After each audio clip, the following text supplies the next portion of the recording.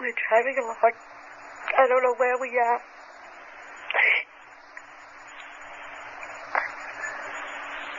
I don't even know how we got here.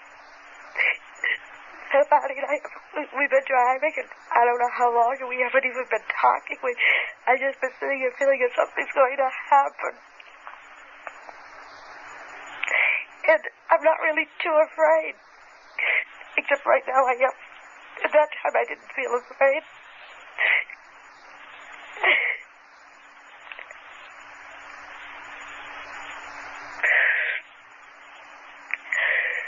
Why are you crying if you're not afraid? I'm afraid now, but I wasn't. Oh, I wasn't afraid. I was afraid when I saw the men in the road. Men in the road? I've never been so afraid in my life. Tell me about the men in the road. It's all right now. You're safe here. Tell me about the men in the road. We're driving along. We're on a tied road. And all of a sudden, without any warning or any reason or rhyme or anything, Barney made he almost, the brakes, I think he would squeal. He stopped so suddenly and made this sharp left-hand turn to the highway, and we went onto this narrow road. I was wondering what he was doing down here, but he wasn't saying anything, and I wasn't. I figured, well, maybe we're lost, but so what? We'll come out somewhere. And we're going along, and there was a sharp curve in the road, and as we went around the curve, there were trees. There were a lot of tall trees on my side. I don't know about Barney's side of the road, but there was these men standing in the highway, and I wasn't too afraid when I saw them. They were standing there, and I thought, well, you know, there was several. There was, I don't know, and they were just, you couldn't get a good look at them. But then I thought, well, you know, are they in a car and the car broken down, or what are they doing there? And Barney, of course, had to stop. And then he stopped the car, and these men started to come up to the car. They separated. They came up in two groups. And when they started to do that, I got real scared. And the car motor died. The car stalled. And when they started coming up, Barney tried to start the car. He tried to start it, and you know how a motor of a car would just turn over, and won't fire? And he tried to start the car. He did what? He's trying to start the car, yes. And it won't start. And the men are coming towards us. And I think, well, I can get away from this. If I get the car door open, I can run in the woods and hide. And I'm thinking it, and I just put my hand on the car door and open it. And the men come up, and they open it for me. And they open the car door, and there's not very big men. And there's 1, 2, 3 next to me. And then there's 2 men behind them. I didn't hear that. 2 men.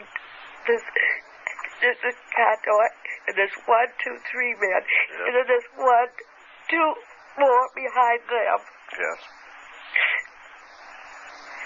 And one man puts his hand out.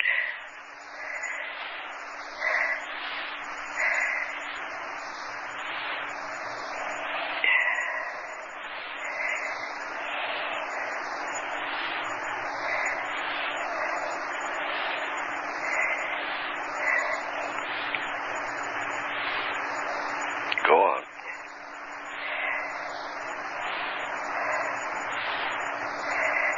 I don't know what happened.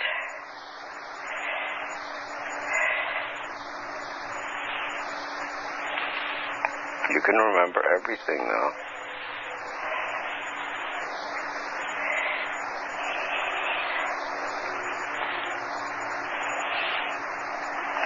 What do these men look like? Could you see their faces? No.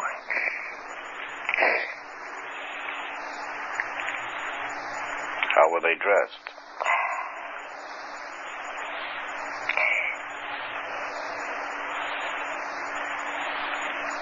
Alike, somehow or other. Did they have on any uniform, or were they in ordinary clothes? Like a uniform.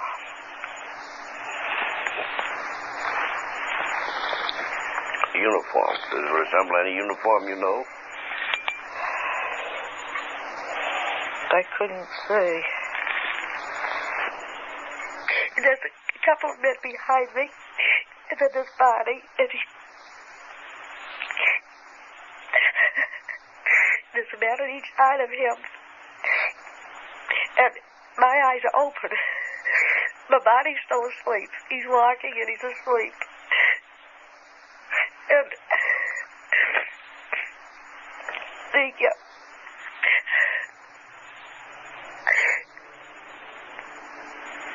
then I begin to get mad.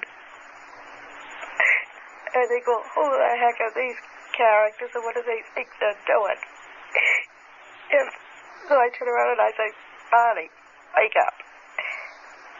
Barney, why don't you wake up?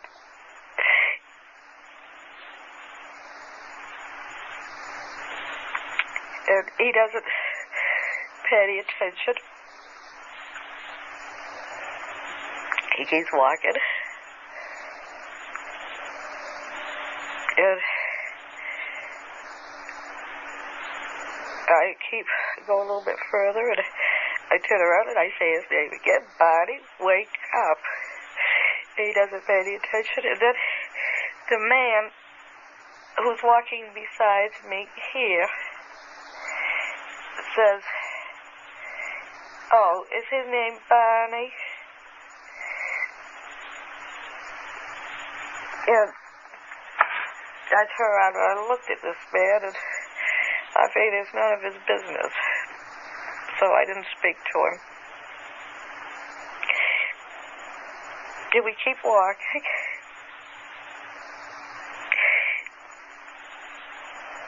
And I try to wake Barney up again. He said, Barney, wake up. And he doesn't. So the man said, he asked me again, he said, is Barney his name? Then I wouldn't ask him, so that he says, don't be afraid. You don't have any reason to be afraid. We're not going to harm you. But we just want to do some tests. When the tests are over with, we'll take you and Barney back and put you in your car, and you'll be on your way back home in no time. And so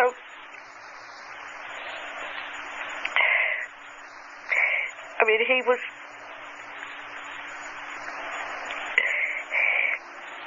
sort of reassuring in a way, but can't say that I trusted what he said. And I wasn't sure what was going to happen, and we kept walking, and the body was still asleep, and then... You mean he was walking in his sleep? Yeah, he was just like sleepwalking. These men spoke good English? Only one spoke, the one who was on my left. And he said, and then he was more or less,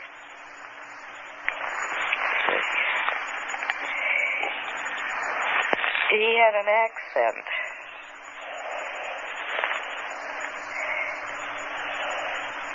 He had sort of a foreign accent. But he was very, businesslike. And so then we kept walking, and we came to a clearing.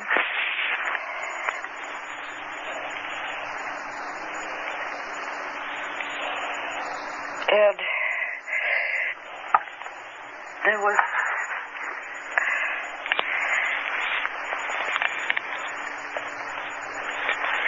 came to the clearing, and there was,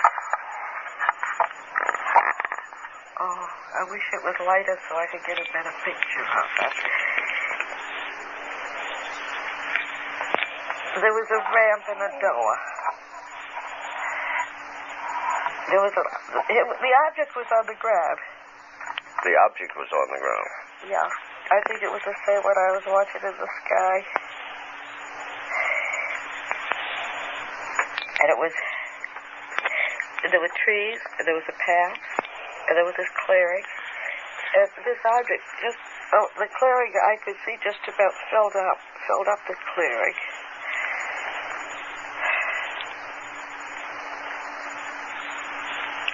And they're taking me up to the object. Now, I don't want to go on it. I don't know what's going to happen if I go on it. I don't want to go.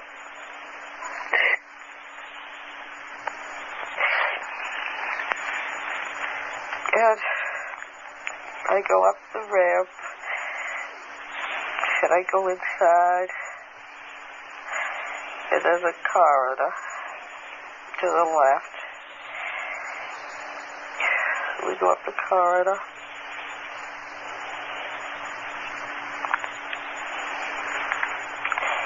And there's a room,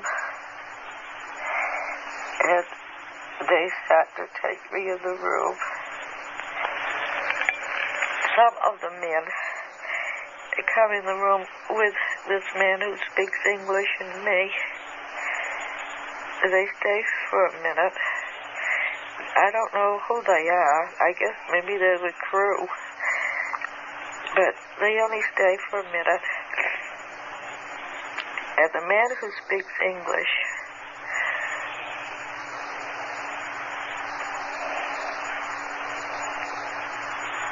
is there, and another man comes in. I haven't seen him before. I think he's a doctor.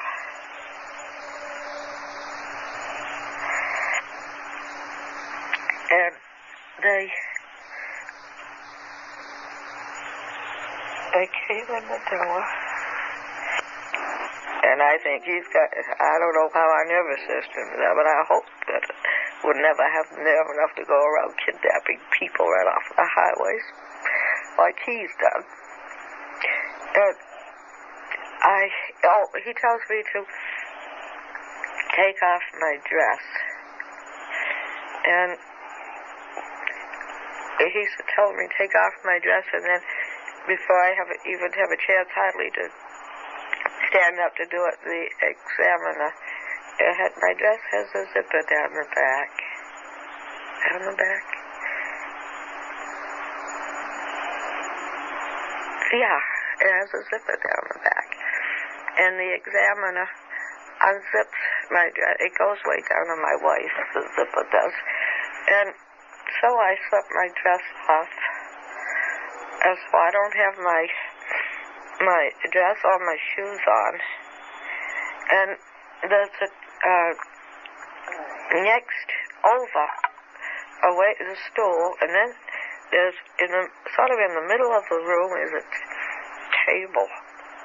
something on the table. It's not up very high, about the same height as the desk. So, I lie down on the table, on my back, and he brings over this,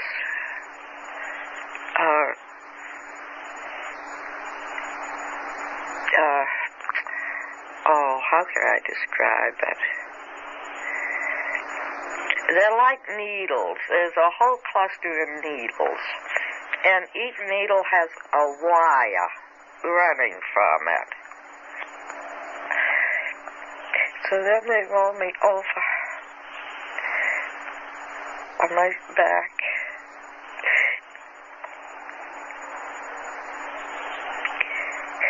And the examiner has a long needle in his hand.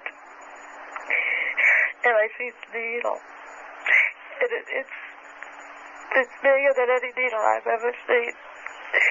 And I asked him what he's going to do with it. And he said, just a simple test, it won't hurt me. And I asked him what. And he said he just wants to put it in my navel. It's just a simple test. And I told him, no, it will hurt. Don't do it. Don't do it. And he said, no, it won't hurt. And he sticks a needle into my navel.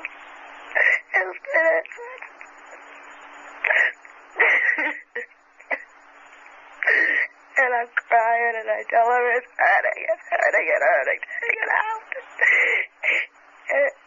And then the leader, he goes over and he puts his hand, runs his hand in front of my eyes. And he says, I'll be all right. I won't feel it.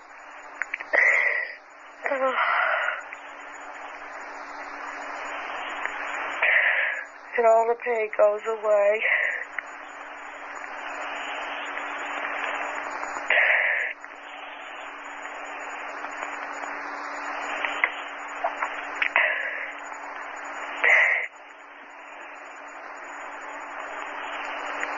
Dad.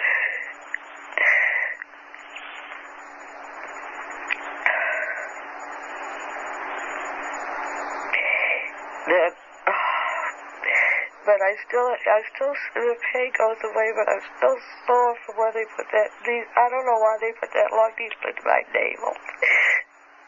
I tried to tell them they shouldn't do it. But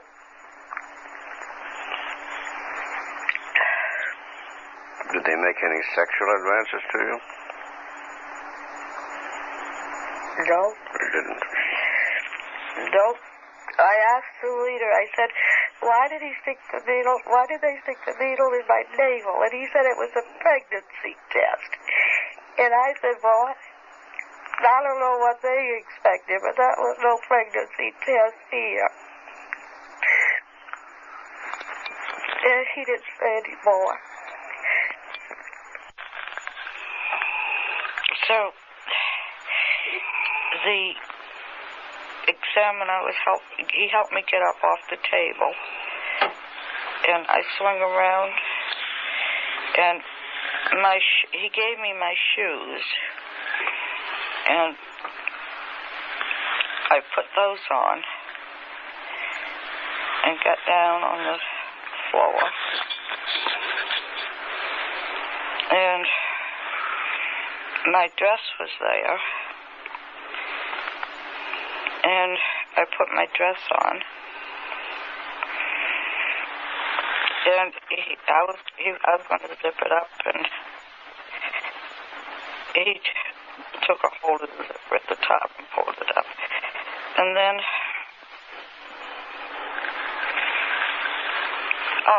I said, I can go now. I can go back to the car. And he said, Barney isn't ready yet. And so then I began to get worried, and I asked him, why it was taking so long with Barney.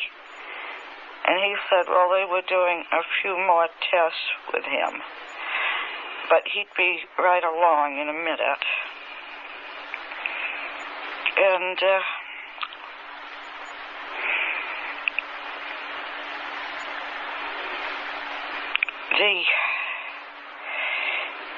there was a cabinet there, and the doctor, the examiner, he had gone out of the room. There was just the leader and me there. So there was a doctor there, you say? And the man who did the examining, he did the testing, and he left. And so there was just the leader and me. And so I felt, I was grateful to him because he had stopped my pain. And now I wasn't afraid at all. And so I started talking with the leader. And I said to him that this had been quite an experience. It was unbelievable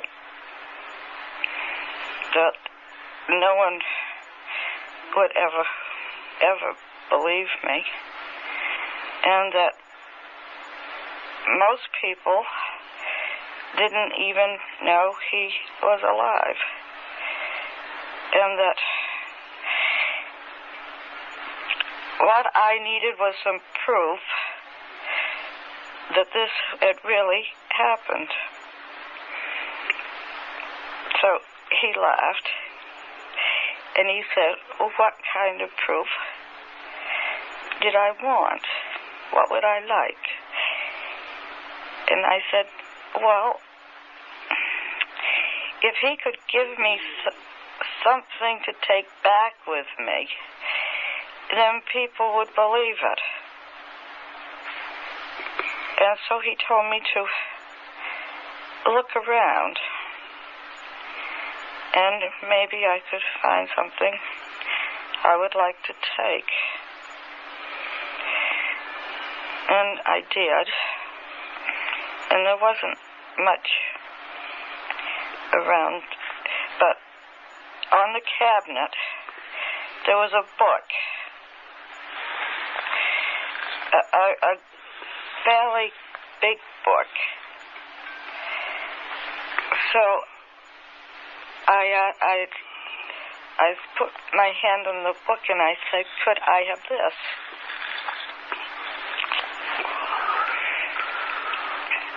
And the leader laughed, and he asked me if I thought I could read it. And I told him, no, I laughed too. I said, no. But I wasn't taking it to read. That this was going to be my proof that this had happened. That this is my proof. And so he said that I could have the book if I wanted it.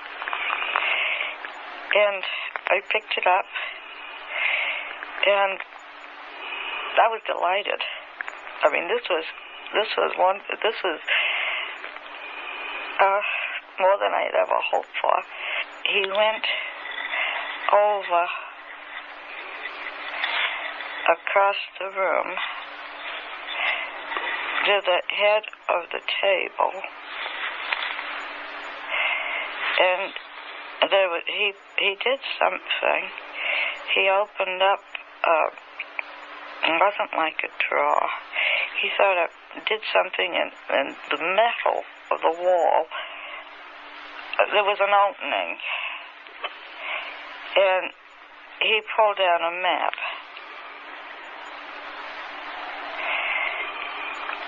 And he asked me had I ever seen a map like this before. And I walked across the room, and I leaned against the table, and I looked at it. And it was a map of, it was an oblong map. And he said that the heavy lines were trade routes. And then the other lines,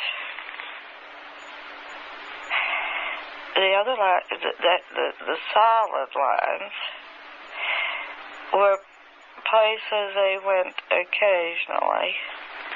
And he said that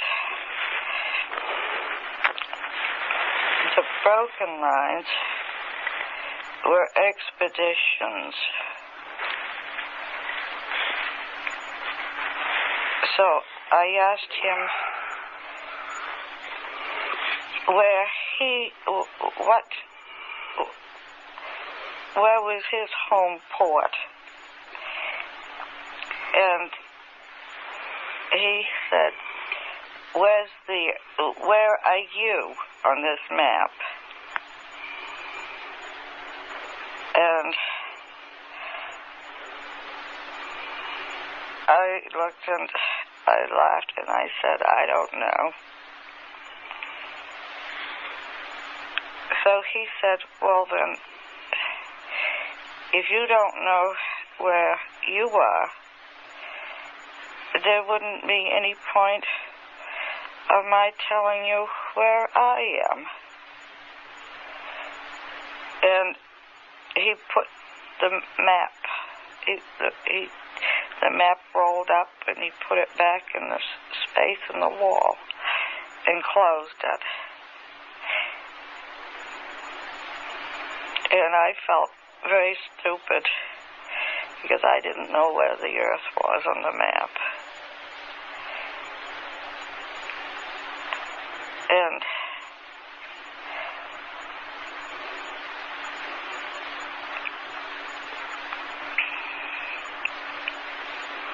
I asked him, well, could he show me? Could he open up the map again and show me where the Earth was?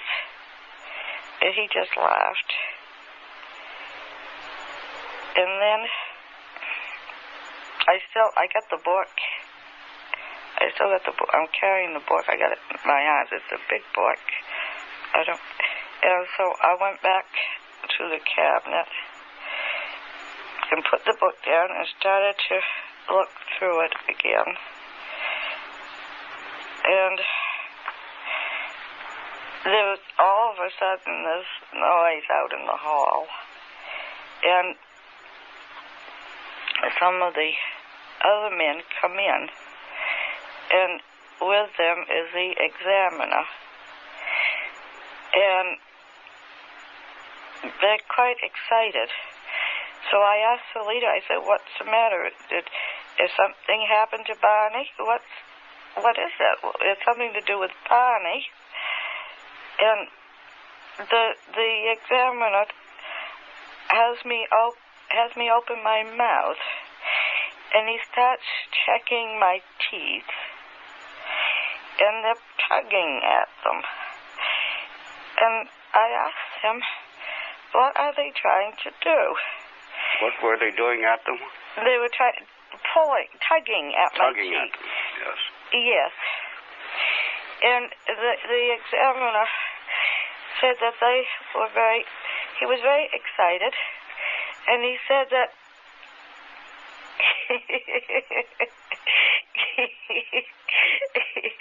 he said that they couldn't figure it out. Barney's teeth came out and mine didn't. And I was really laughing. And I said that Barney had dentures and I didn't, and that's why his teeth would come out. And so then they asked me what were dentures. And I said that people as they got older, washed their teeth. They had to go to the dentist and have their teeth extracted. And they put in dentures. Or a person, sometimes, Barney had to have dentures because he had a mouth injury of some sort, and he had to have his teeth extracted. All these things you ask me, I don't know. I'm a very limited person when trying to talk with you. But there are other people in this country who are not like me, that they would be most happy to talk with him, that they could answer all his questions. And maybe if he could come back, if we could make arrangements for a meeting, maybe I could, if he gave me time enough, somehow I could find these people and I could arrange for him to meet them, and it would have to be done so there'd be no danger involved. I wouldn't want him to be exposed to any danger. That I don't know how I could do it. I don't know how I could. I'd work it out somehow. But if he could come,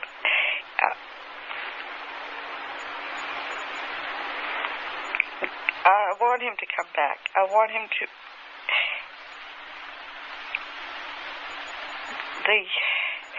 And he's just looking at me. And will you come back? Can we work out something? And then his questions would all have answers, and other people could get all the things I'd like to know too. And he says, I don't know. It's not my decision to make. So I said, well, could you discuss it with the person who does have the decision to make? And he said, yes. And I said, well, if you do decide to come back, I mean, if it can be worked out, I would need time. It would take some time. I mean, I just couldn't go out on the spur of the moment and round up people to meet with you. It would have to be people that we knew would be all right and would have the background and all. And I wouldn't even know where to meet him. And he said, don't worry. If we decide to come back, we'll be able to find you all right. But I said, but I don't live around here. I don't live in this area. And he said, we'll find you. And I said, how? How will you find me? Out of millions of people. And he said, we will. We always do find those we want to. And I said, well, now what do you mean by that remark? And he just laughed. And then Barney's coming. They're bringing Barney out. I hear the men out in the corridor. And I said, Barney's coming. And he said, yes, you can go back to the car now. And I got the book. And Barney's coming out. And Barney's eyes are still shut. good heavens. He's missed an awful lot. I wonder if they made him keep his eyes shut or if he's scared. And so, they, now it's time to go back to the car, and the leader said, come on, we'll walk back to the car with you. I said, all right. I said, but I wish I knew if you were going to come back. And he said, well, we'll see. And we're out into the corridor. Barney's behind me with his eyes shut. There's a man on each side of him. And I'm all ready to go down the ramp when some of the other men, not the leader, but some of the other men are talking. I don't know what they're saying, but they're very excited. And the leader is saying, he's saying something, and they're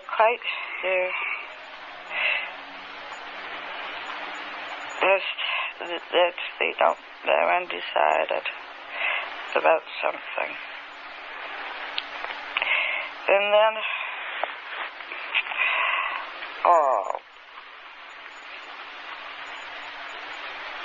the leader comes over and takes my book.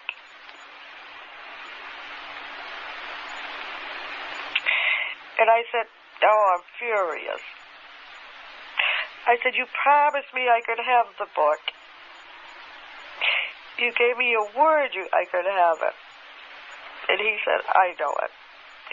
He said, but the others object. They don't want you to have it. And I said, but this is my proof. If you take the book away from me, I'll have no proof that this has happened. And he said, that's the whole point. They don't want you to know it's happened. They want you to forget all about it. And that's why I'm taking the book. I won't forget about it. You can take the book, but you never can make me forget about it. Because I'll remember it's the last thing I ever do.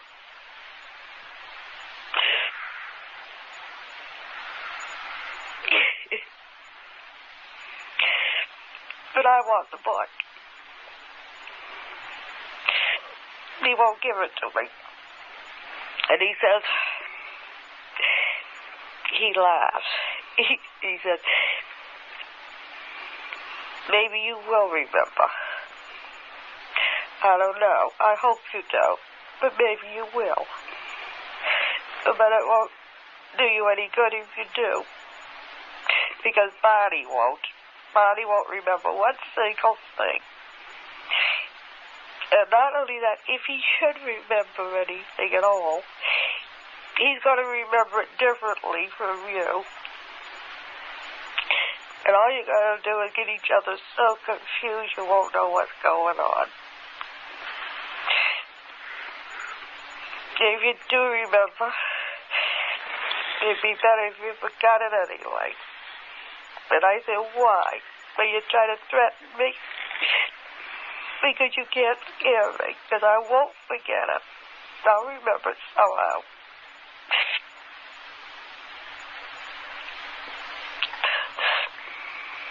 So then he said, all right, now, come on, let's go back to the car.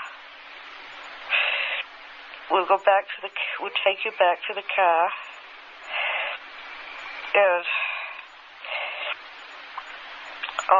I've been standing there on the side of the ramp talking to him. And I'm not so mad now. And they've taken Barney ahead while we were talking. So the other men are going ahead. And he said,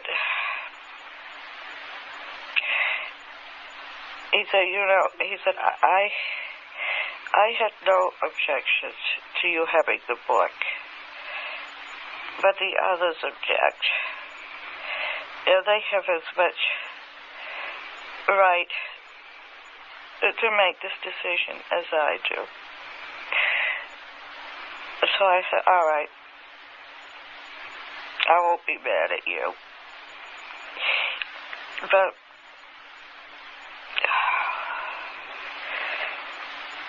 it is the most, I wish I could be able to have some proof of this, because it's the most unbelievable thing that's ever happened. Any more dreams? No, I haven't. No. Anything you want to speak about or ask them? You know, Barney gave you the papers from Yes, Mr. I Holman. borrowed it for a while. Yeah. And look it over in some detail. And there's a first report on some research work that Holman and Jackson. In the back part, yeah. Yeah. All right. Now, I want to ask you about your experiences when you were felt that you were taken aboard this flying object there. When you sighted this thing before the last experience, Barney saw men in the object at the time of the sighting through the binoculars. Did you see any men in it? This is when he got out and walked towards us. Yes. No. You never saw any men in the object? No, I He didn't. described them to you, did he? No. He didn't describe them, not at that time. He said they were wearing uniforms. Mm-hmm. He thought they were uniforms. And he said that the leader looked down at him and frightened him. And that there was another man, and that it looked as if they were pulling levers in the wall in back of the leader.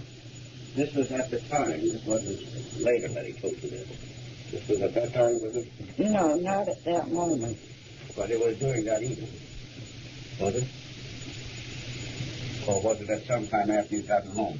It was after we got home. So at that time he didn't tell you anything about it? No, he didn't. And he described... Yeah, go on. But he did say that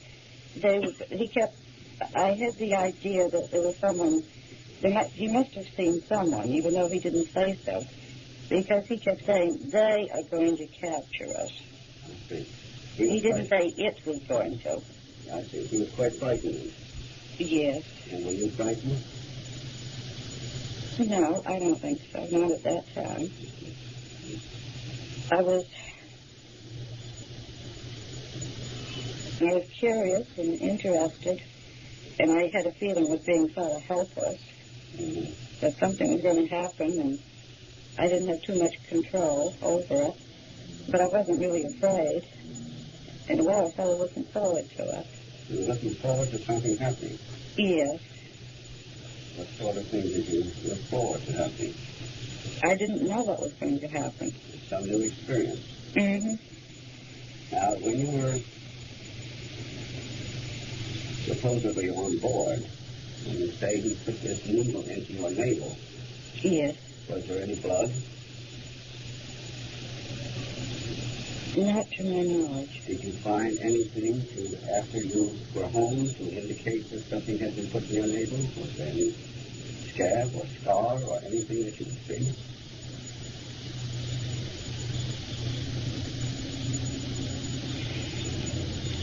I don't remember looking.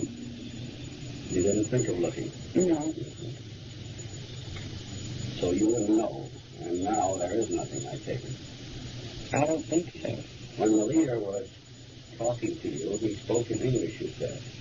Mm-hmm. Yet he seemed to be of some foreign origin, Mm-hmm. and he didn't know a good many things. Yes. And he had an accent. He had an accent. Are you familiar with accents? Do you have any idea what kind of accent it was? Germans have one kind, French have another, Japanese have one kind. Peculiarities of their use of English, letters that they cannot pronounce.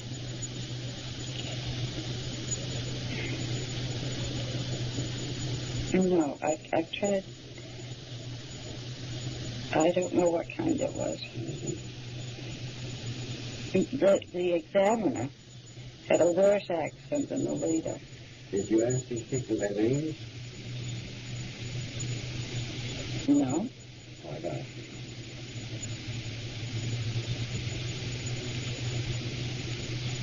I didn't think of it. You didn't think of it. They didn't ask me my name either. But they knew Barney, I kept saying Barney's name. Well, they knew Barney's name. So they, I guess, did they? yes.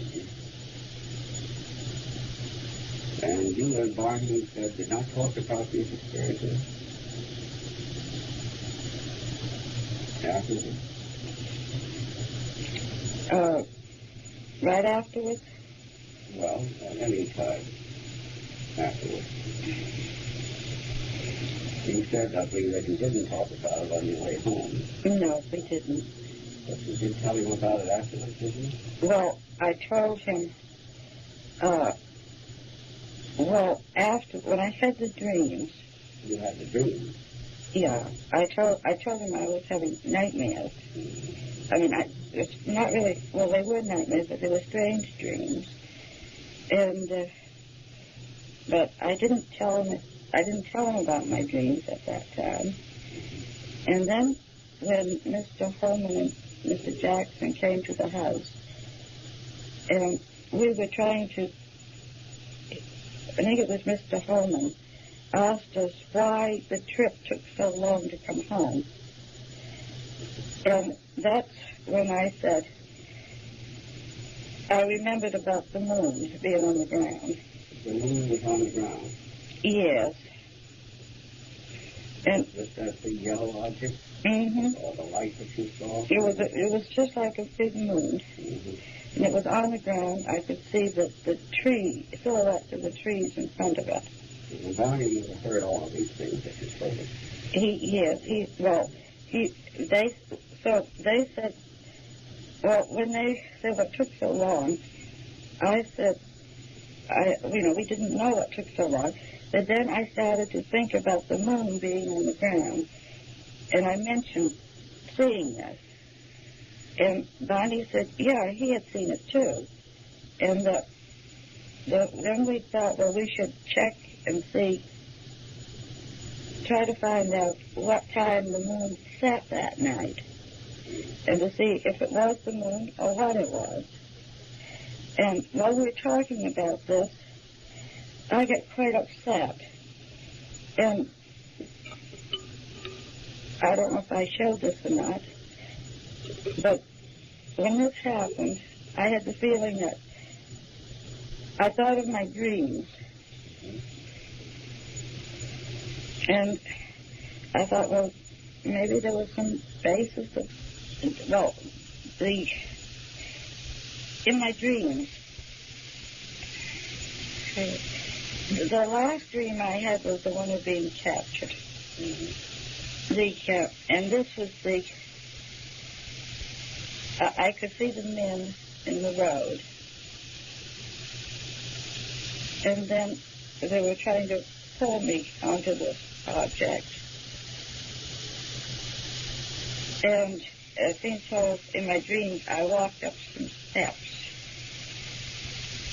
And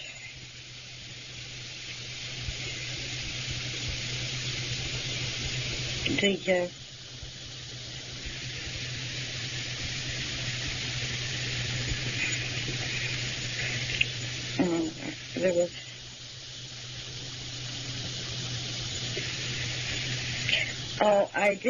I dreamed of them putting the needle into my navel. I dreamed this. And in my dreams, this was much more vivid than it was this here. Because in my dreams, I was in intense pain, and I woke myself up moaning. You did wake up moaning? Yes, I did. And I didn't have that. I seem to be, in my dreams, I was in terrible pain. Did that wake Barney up? He wasn't there. He was working nights. He was working nights? Yeah. Do you talk in your sleep? I don't know. Hmm? I don't know. Once in a while, like this, where I had,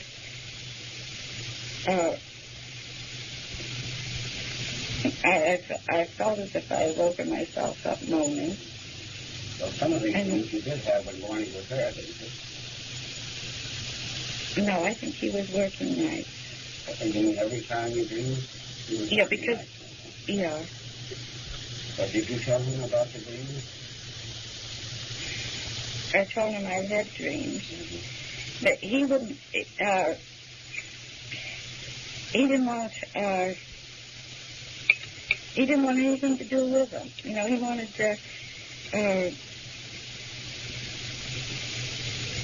he didn't want anything said about them. Did you tell someone else your dreams? Yes. Who did you tell? Well, I was very puzzled by all this. And my supervisor, my supervisor in Charlotte comes out of the state office, maybe 3 days and 2 weeks. Well, when she was going to be in Portsmouth for 2 days in a row, she would stay overnight. And Barney was working nights. So she and I would usually go out to eat, and she would come back to the house, and we'd sit around and talk. And so we did this for a while, and then, I don't know, I brought it up. I mean, because this was bothering me. And I showed her the report that Walter Webb had written, and she was very, very interested. I mean, and she seemed to be open-minded about it. And very interested. And then afterwards, I told her about the dreams. And we talked about them once in a while. And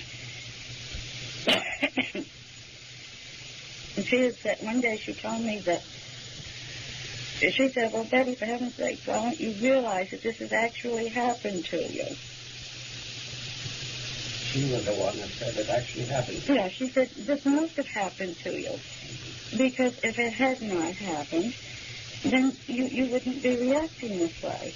You wouldn't be dreaming about it. I wouldn't, and I wouldn't have this concern about it. I'd say, well, it was a dream altogether. And then I began to feel that something had happened. I wasn't sure what it was. Mm-hmm. But that, there was something more than what I could really actually, truthfully say I could remember. Mm-hmm. Now, sometime was she the only one you told your dreams to?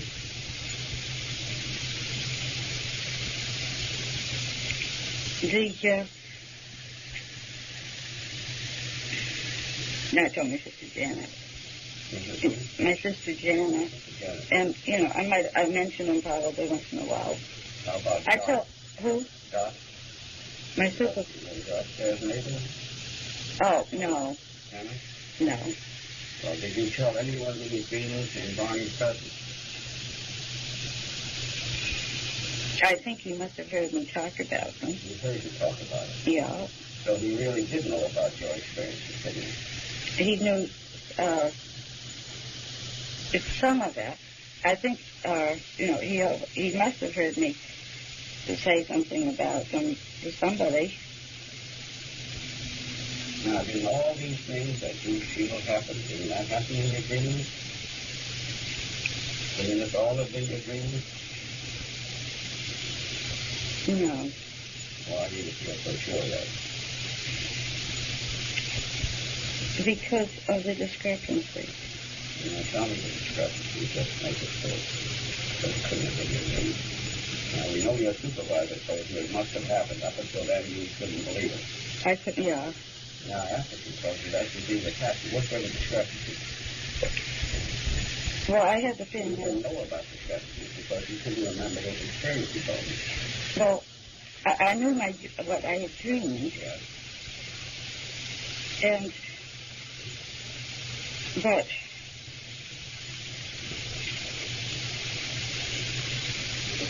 it was different. This was different.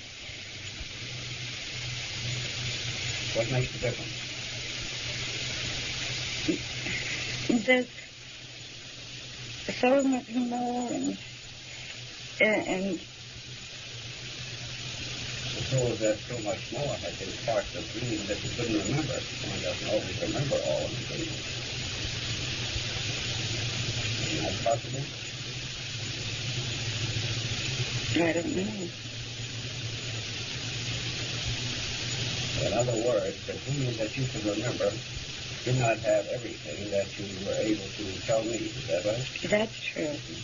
But if you were able to tell me all of your dreams, including the parts that you couldn't remember, would that fit in?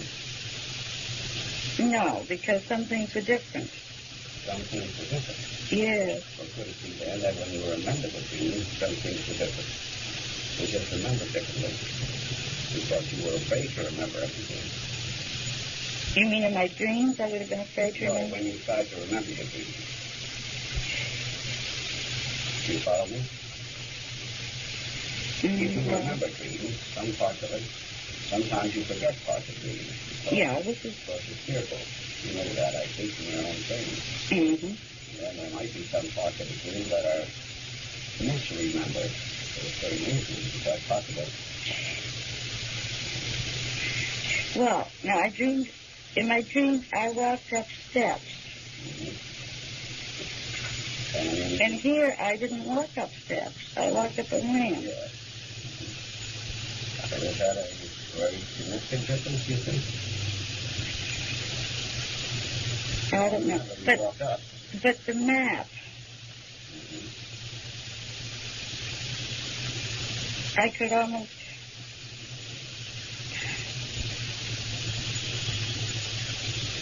I mean, here I could, if I could draw, I think I could draw the map. How do you draw the map? I'm not good at drawing, you know. I can't do perspective. Well, if you remember some of this, after you read me, why don't you try to draw the map? Don't do it if you feel concerned or anxious about it. You do it, you draw yourself or whatever you can, and bring it to me next time, all right? I'll try to. It doesn't have to be handsome. But don't feel that you're compelled to do it. Okay. And if it feels that way, and also some of these other things. Now,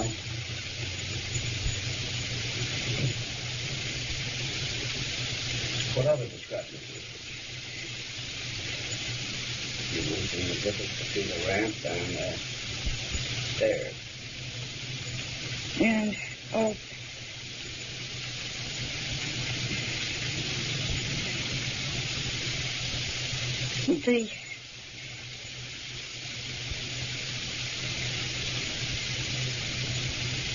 it's so much more here. But there's always more in what you told me than there was in a dream. Is that right? Oh, yes. It could be, though, all that extra that you remember could be the part of a dream that you didn't remember. Didn't it? No, I don't think so. Again, why don't you think so? Because I think... No, I know you can dream and not remember, but...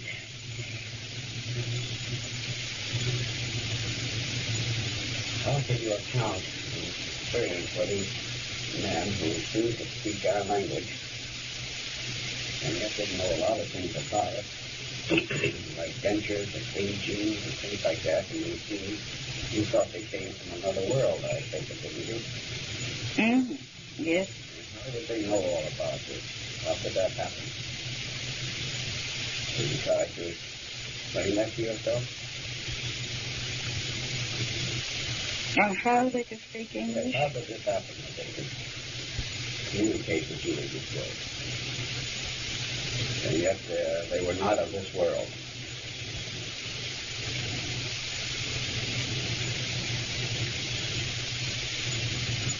Maybe they've been studying us. That would mean they would have had to come here and know us and everything else, wouldn't it? Yeah. And they probably maybe pick up some radio But stations. in a dream, this could all happen.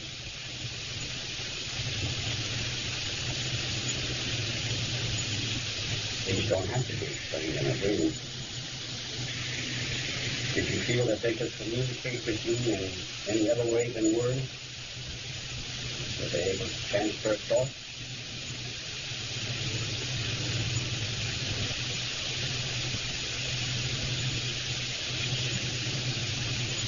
They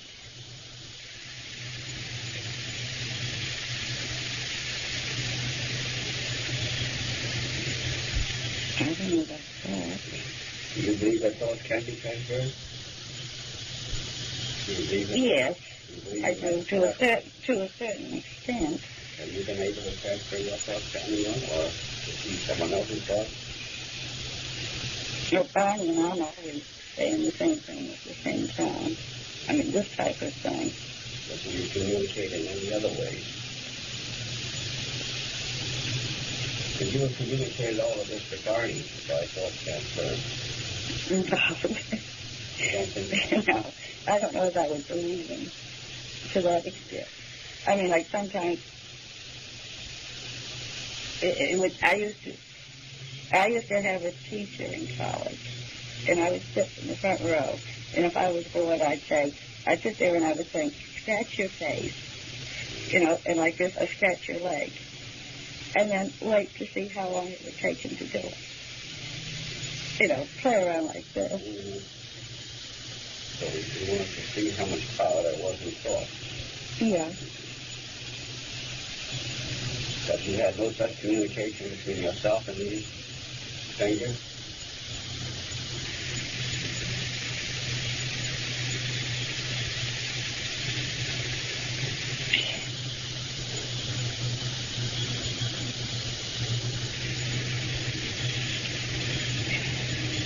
I don't know if I did hear him in English.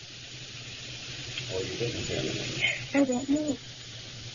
How do you think you heard them in English? I've been telling myself I heard them in English with an accent, but I don't know. Was it in any language, or was it by thought transfer?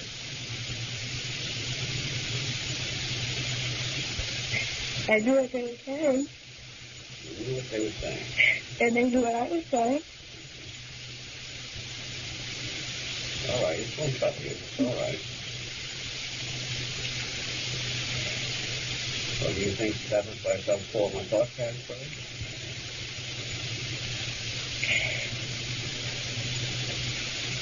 It could have been.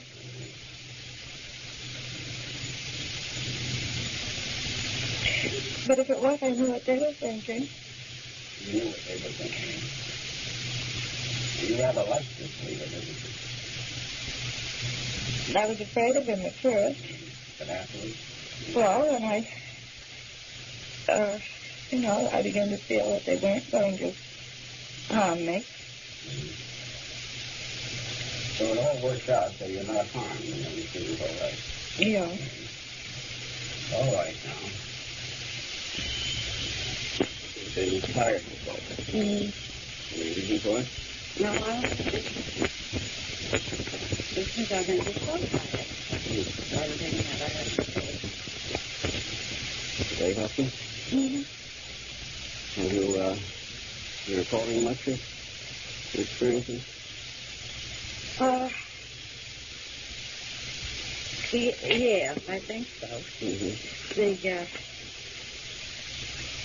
And I've had a couple of nightmares. You have? Yeah, I've been having nightmares all week. Mm-hmm. And he seems to have the feeling right now. We were talking about this last night. Mm-hmm. They're trying to figure this out about, are they going to come back? Who's going to come back? The UFO. The UFO. Mm-hmm. The people on it. And he's quite sure that they're going to come back and get us. They'll come back and get you. What are they going to do to you? Carry us off with them. I see. Where?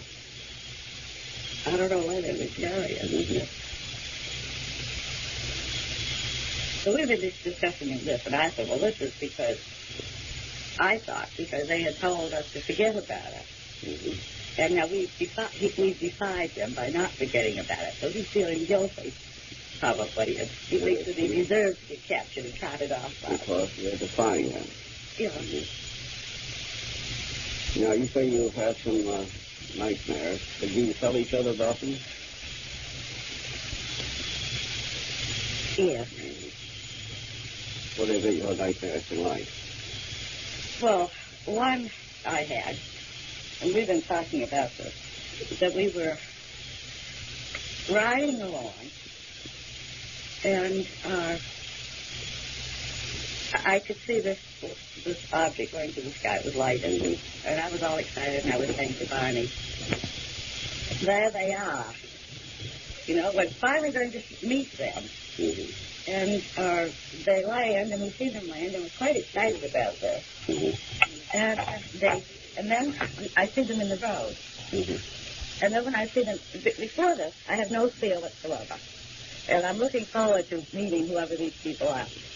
But the moment I see them in the road, I'm hollering in my sleep that, oh my God, they aren't what I expected. That they don't look like I expected them to look. Mm-hmm. And that they look like people, but they're sort of grotesque. Mm-hmm. And this frightens me. I become very frightened. Mm-hmm. And what has his been like? I don't know. He has told you about him? He just says that he's had nightmares. He doesn't, they seem to be just snatches, and he doesn't remember too well what he did. He just mentioned he's had nightmares. Now, what do you remember about the experience in a general way, in an outline?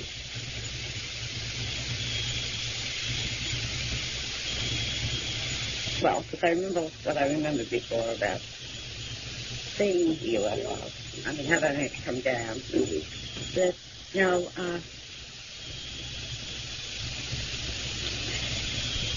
was something about this.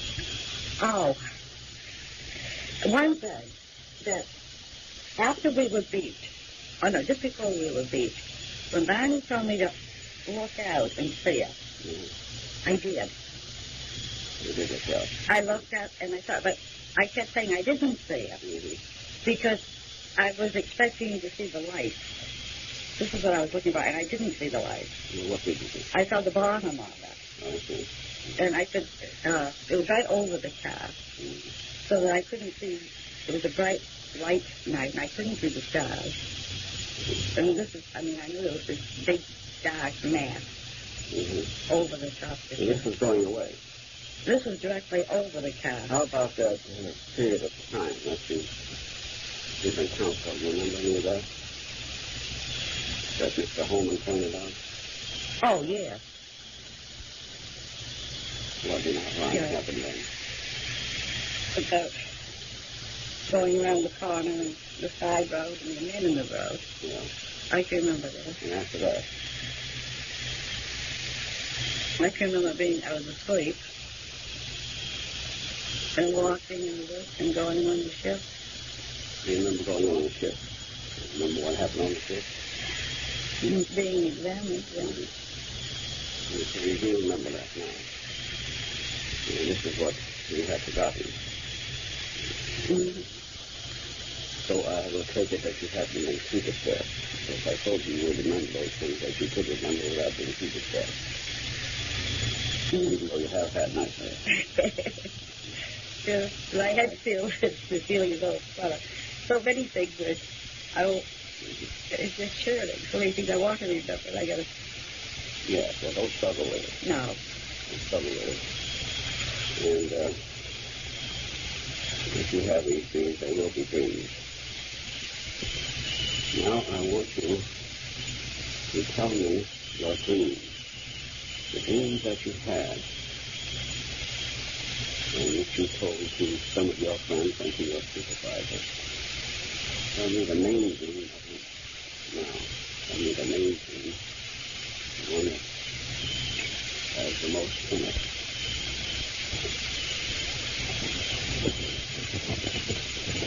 The dream I told my supervisor, Carrie, were dreams that started about 2 days after the experience in the mountains. About, 2 weeks after the sighting. And the first dream that I had was that I was walking in the woods, going up a path, and that there were men with me, and Barney was with me. He was walking behind me, and there were men with him. And I would speak to Barney, but he wouldn't answer.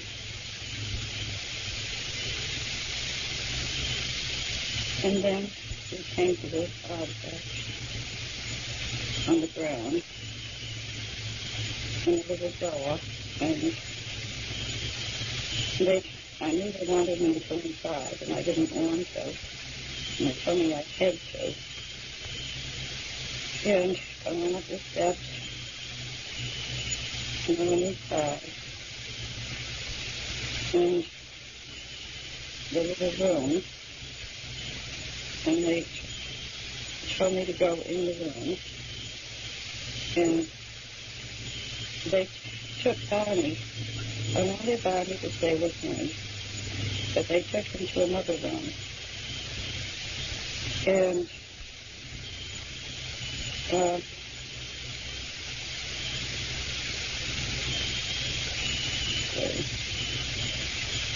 they took me into the room, and they said I didn't have to be afraid, but they just wanted to make some steps. And as soon as the steps were over, I would be able to go back to the car. And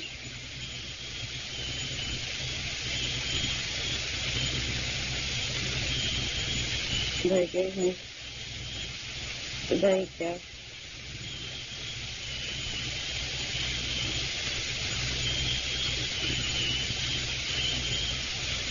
And they gave me some kind of test.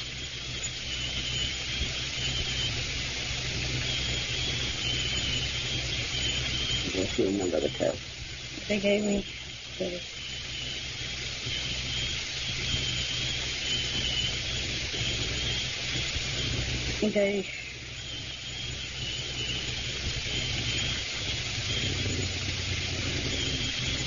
like I said, they looked at my mouth and my nose and my ears.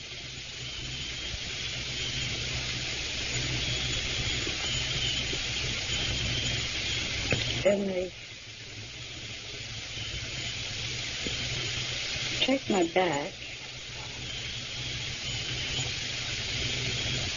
They put some kind of machine, gadget or something, on my spine.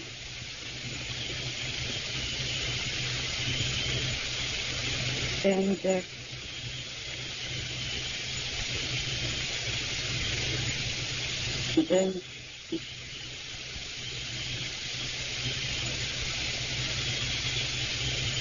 some of the tests were done. I was sitting down on a chair, and then when they did my back, I was on a table.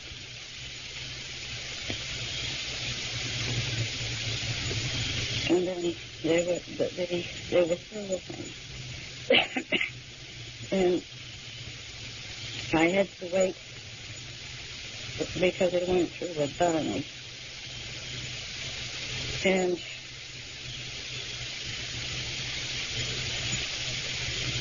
while I was waiting, I was talking. In my dream, I was talking to Linda. And while I was talking with him, one of the men came in with Barney's dentures in his hand. This in my dream, and this is very funny because because Barney is very sensitive about this.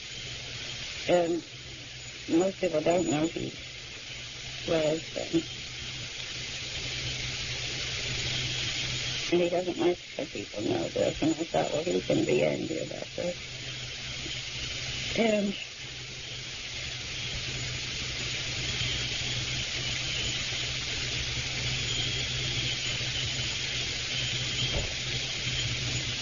then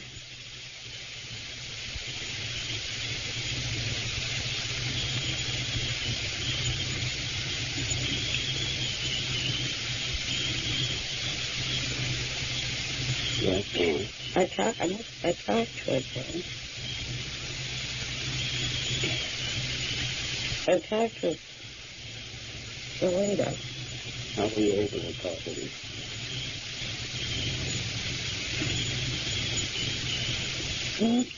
Like he was a Canadian. In English? Yeah. And I wanted to find out more about him. And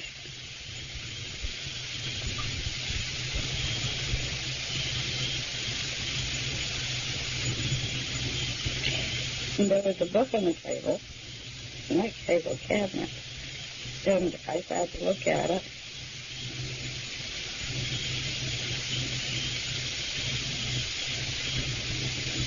I was going to look at it, and he said I could have it.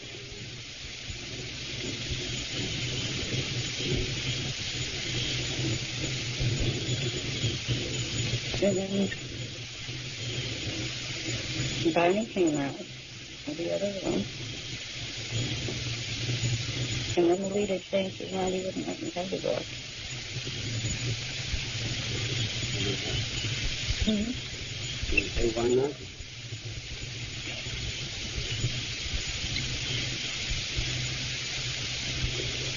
And he said the other man didn't want me to have it. So I couldn't have it. And he took it. And this was after Barney came out. We were about ready to leave.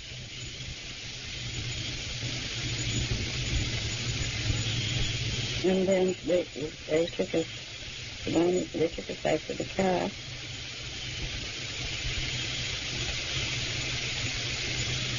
And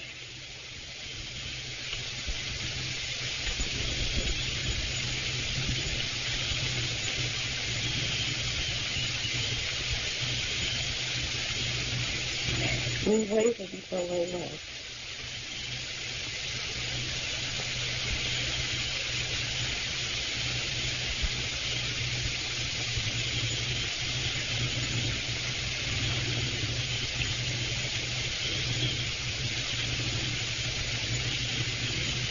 And then the last dream of no, it wasn't the last dream of all.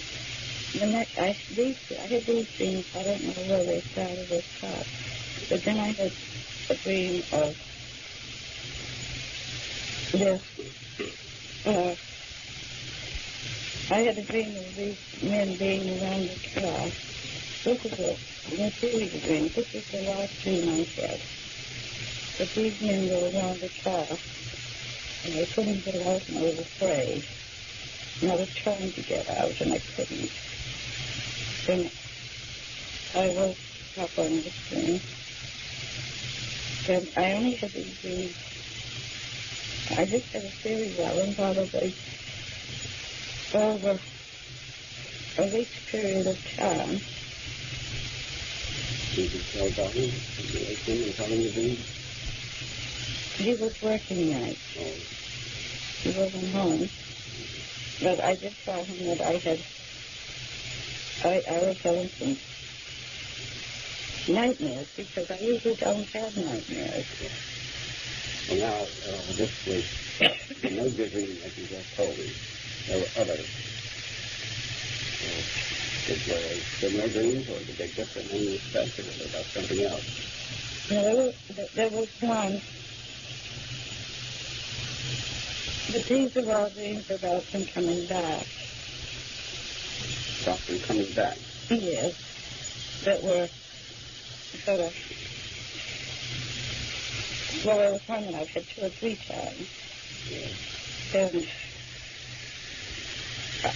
in this dream, I didn't tell her to say either because I put this off and on over a period of time. And, it doesn't tell Ian. But this other dream the one that repeated itself, the others didn't. I just said my once and that was it.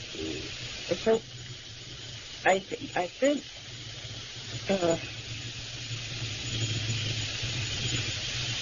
I just stated that this was because I was frightened, and this is why I was dreaming this dream. But I would dream that Barney and I were somewhere, not home, but we would be maybe on vacation or something. And I would look out the window, and I would see waves and waves of UFOs coming. Not just one. The sky would be all lighted up with them.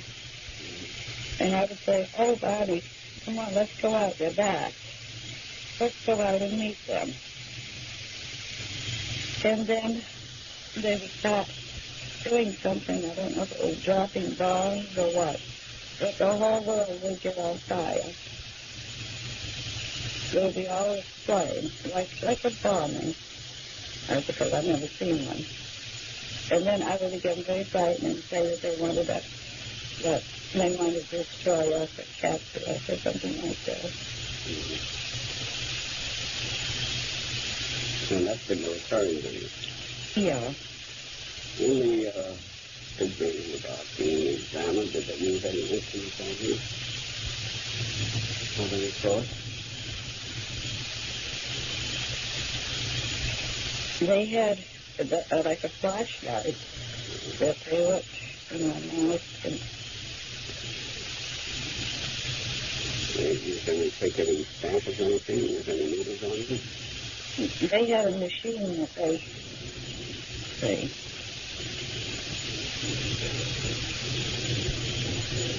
that they had, it wasn't needles, but that they touched on my spine. So that they were testing something. Did they inject anything into you? In my dream, yes. What? They put the needle into my navel. Because this was a dream that woke me up to. That's what you up to? Yes. The men being on the car, and when they put the needle into my navel. Did they tell you where they came from? No. You didn't know where. Did you have any thoughts about it in the dream?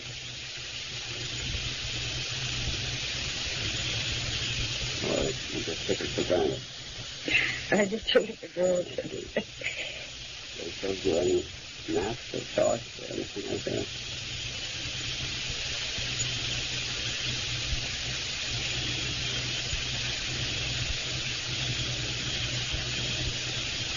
He was going to show me. He went over.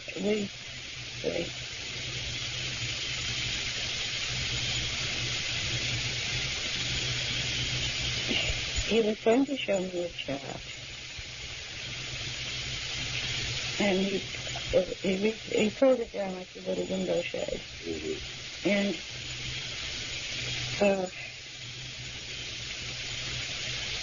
but then he said I wouldn't know what he was talking about anyway, and snapped it back out. This is all in the dream. Mm-hmm. Isn't this just like the experience that you had? After you take your board and examine from the books and charts, things of that sort.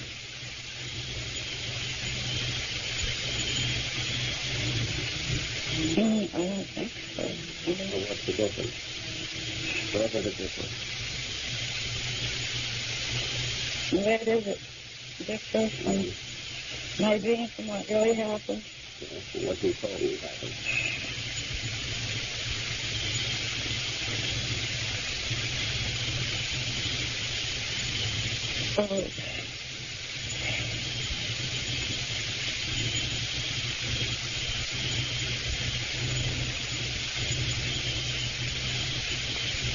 Because The way I feel about him is hard to go with. The way you feel about it. Yes. What is the difference in the way you feel?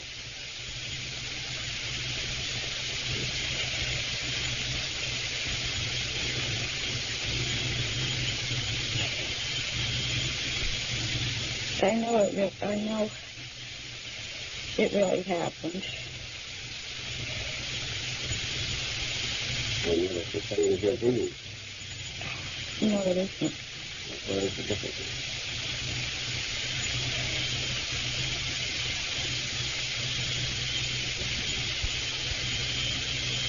There's so much.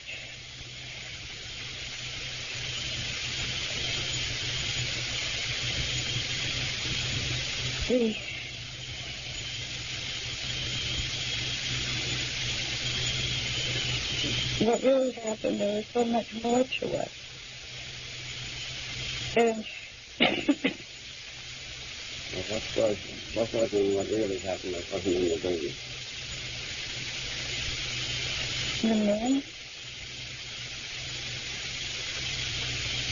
But they were in the dream, weren't they? yes, but they weren't like they really were. And Different.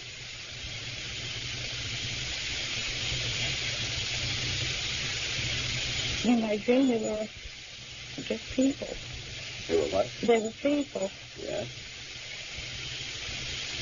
Weren't they people in the other? No, What were they? I don't know. They were. I keep trying to. I want to see what they look like, and I can almost see them, but then I won't let myself. What you described them to me? So they were out of proportion. In what way? They were short. I know that. They were about my height, I think. I think they were as tall as me. And they were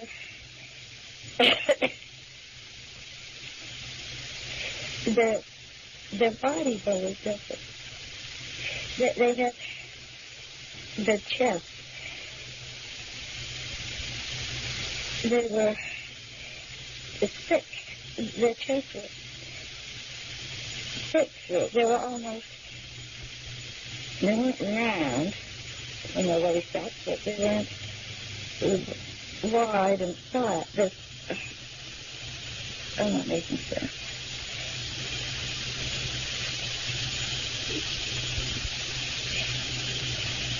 They had a larger chest structure. They were maybe broader than we are to our shoulders, but also they were thicker. Their chest was thicker. Did you think of any kind of people that you have seen? No. No. Mm-mm. Short people with fairly heavy bodies. They had, but it wasn't their whole body, it was just their chest. They had, their hips were not too wide, and they were slender hips. And in the dream, they didn't look like that? No, So they look like in the dream.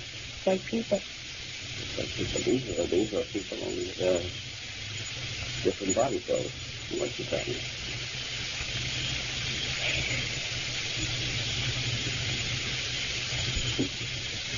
But it was,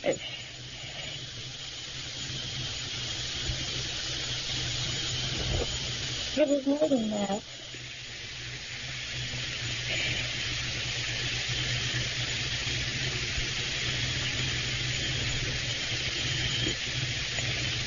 No, tell me what they I were. know what their faces look like, but I can't remember.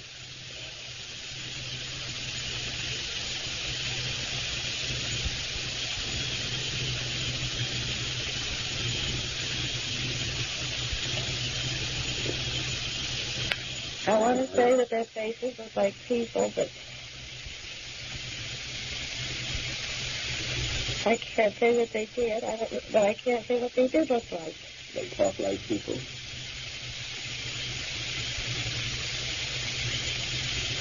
No. How do they talk?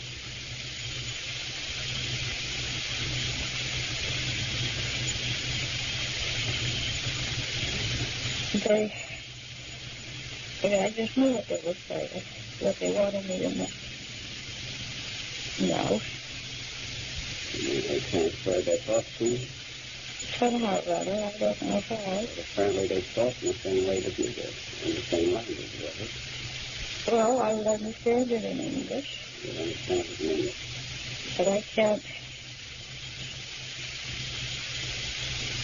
say as I heard the leader's voice, although I do hear the voices of the crew members. Mm-hmm. I mean, they were making noises. I couldn't understand what they were saying. They were communicating with each other. The crew members. Where were they? Were they in the same room? The crew members? Mm-hmm. Not during the exam, but they kicked on the walk up to the ship. They were there, and then they were back and forth between the two rooms, and then when they decided to take the book away from me, they were the ones who were objecting, and they were. This must have been this they were discussing. I mean, they were all communicating with each other before the leader took the book away from me.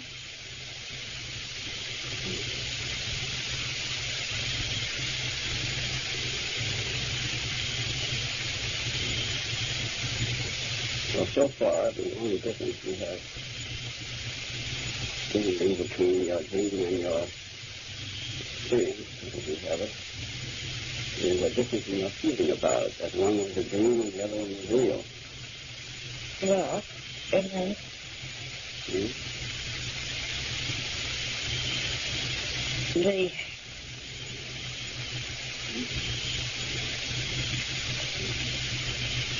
I know I looked at the book,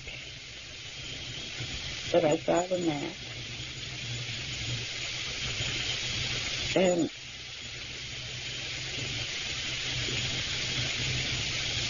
was the book printed or written? it has symbols, not English. Some kind of little lines that went up and down. It looks like anything you know? No. It was the same in the dream and the experience. I didn't see it in the dream. You mentioned the book in the dream. I saw the book, but I didn't look at it because I thought I was going to take it with me. But I did look at it, really.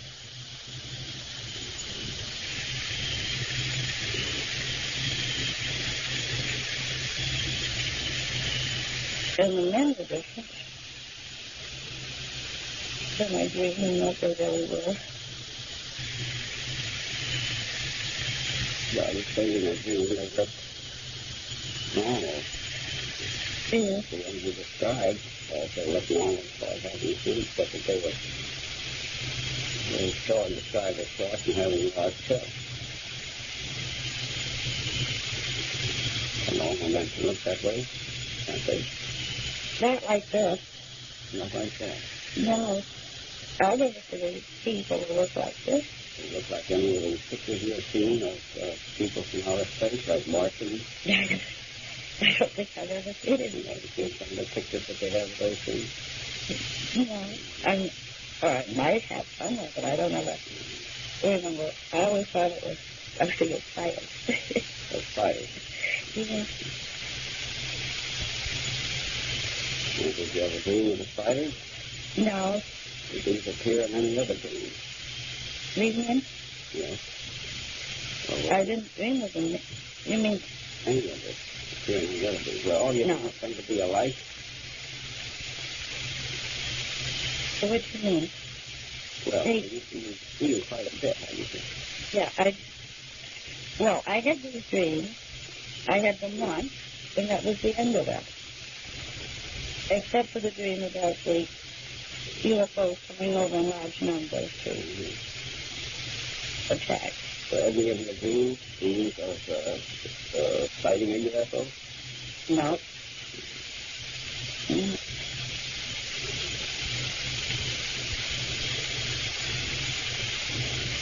Well, you and Barney said you would draw pictures of what you saw, didn't you? We did, yeah. Did you do it? Yeah. This was right after the sighting. He went in one room and I went in another. So what did you do with pictures? I think they found in the drawer. I'm not sure. Did you bring them into the next time? We'll see if I can find it. Because his drawing and my drawing were just exactly the same. So both of the sightings? Yeah. Nothing else? No. And did you tell me that map? Then I forgot to bring it. You forgot to bring it. Yeah. You bring that next time. It's a very poor map. I'm a terrible drawer. What you said now.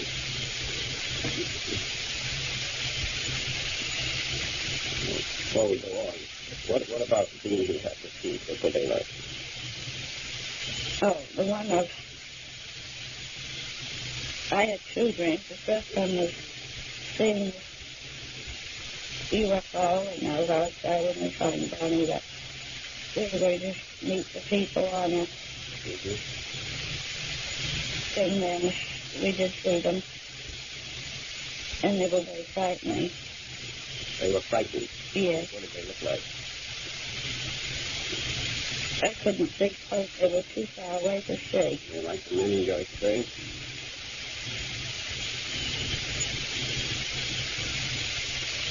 I would say so. And what about the other dream? The other one, I figured was just a dream of expressing some of my own fear about this. What was that? In which I was in a heavy building, an old building with thick walls of rock, like these old castles. And it was going to be a tremendous earthquake, and I knew it was going to come. And the building was going to be destroyed, and I was going to be killed. And there was nothing I could do about it. I was going to do it, and I knew it. So I was trying to resign myself to it. And then the earthquake did come, and the walls did fall down some, but not as much as I had expected them to. And then I dreamed that there were some pillows and things there. And if I put these around me, and if the rock did fall, there would be some protection.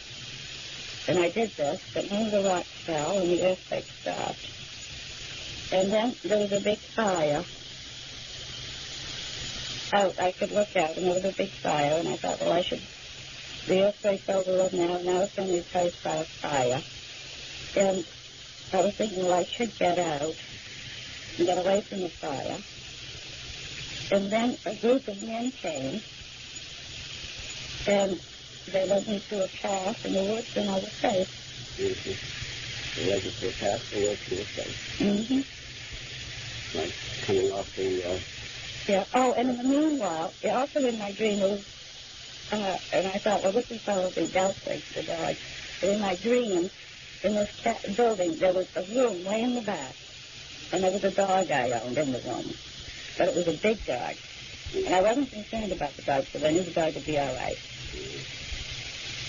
And that was the dream. That just, by leading me, these men taking me through the path to the woods, to wherever they were taking me, I was safe. And I was danger. It seems in some ways to Anticipation is part of your anxiety to look forward to these men coming back. If you want some adventure. Is that the way you feel? Frankly, I wouldn't be surprised to see them. Mm-hmm. Would you like to see them? Not right now. Not right now, when? If I could get over being afraid. Mm-hmm. Right now, I think I'd die of fright. I saw him again.